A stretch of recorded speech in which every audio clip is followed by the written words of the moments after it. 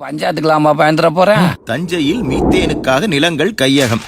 மழை இல்ல, தண்ணி இல்ல, பராமரிக்கிறதுக்கு ஆள் இல்லன்னு அவன் நிலத்தை வித்துட்டு போனா அப்புறம் யார்தான் விவசாயம் பாக்குறது?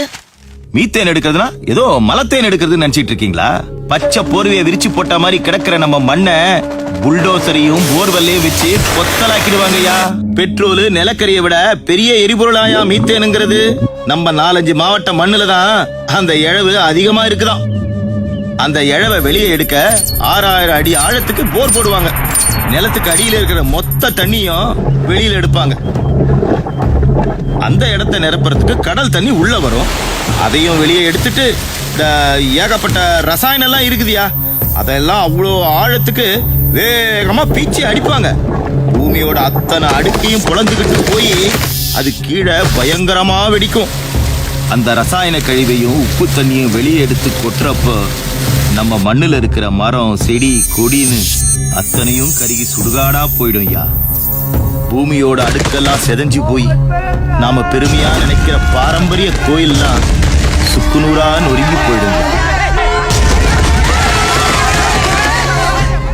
ஊருக்கே சோறு போடுற நம்ம மண்ணு உப்பளமா மாறி போயிடும்.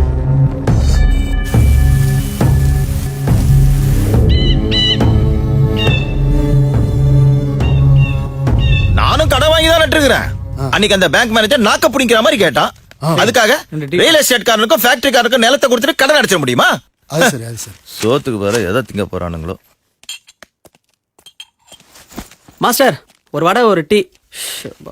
நாகப்பட்டினத்தில் விவசாயி பட்டினி சாவு, விவசாயிகள் சாலை மறியல். ஆமா, இந்த விவசாயிகளுக்கும் வேற வேலை இல்ல, பேப்பர்காரங்களுக்கும் வேற வேலை இல்ல. பட்டினி சாவாம் பட்டினி சாவு. மாசத்துக்கு 20 கிலோ அரிசி தராங்க, அதை வாங்கி திங்க வழி இல்லாம எப்படி சாக முடியும்? சும்மா பரபரப்புக்காக எதையாவது பண்ணிட்டு அப்புறம் பஸ் மறிக்க இறங்கிறாங்க. வெட்டி போய்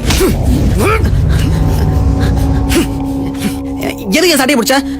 உன் சட்டை பிடிச்சல உனக்கு ஒன்றும் பெருசா காயமாயிடல. நாளைக்கே செத்துற மாட்டேன். ஆனா இத்தனை பேர் மத்தியாலும் சட்டை பிடிச்சிட்டேங்கிற அவமானம் இருக்கல்ல, அது உன்னை சாகடிச்சிடும். சாப்பிட வழி இல்லாம சாகிறதுக்கு பேர் பட்னிச்சாவு இல்லடா. 4 பேருக்கு சாப்பாடு போட வழி இல்லாம போச்சேன்னு நினைச்சு சாவுறோம் பாரு, அதான் பட்னிச்சாவு. எங்க சாவுக்கெல்லாம் நீங்க பெரிதாப்பட வேணா, ஆனா பழிச்சு பேசாம இருங்கடா, அது போதும். உன் அளவுக்கு படிச்சு வந்தாண்டா நானும். MSc gold medalist. ஆனா விவசாயத்தை தவிர வேற எந்த வேலையும் பார்க்க மாட்டேன்னு உறுதியா இருக்கேன்டா. காசு கொடுத்து அரசு கிடைக்குங்கிற திமிருதான்டா உங்களை இப்படி பேச வைக்குது.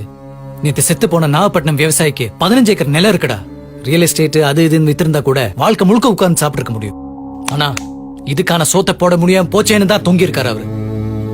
போடா.